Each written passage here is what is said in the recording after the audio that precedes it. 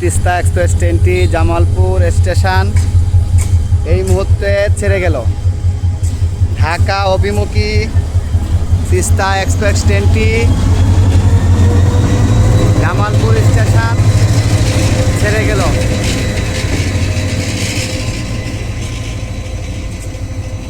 ঢাকা অভিমুখী Teesta express train এই মুহূর্তে ঢাকার উদ্দেশ্যে ছেড়ে গেল।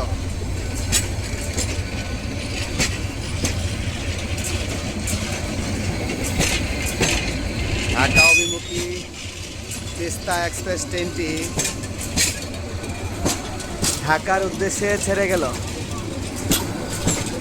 দেখেন যাত্রীদের যাওয়ার অবস্থা।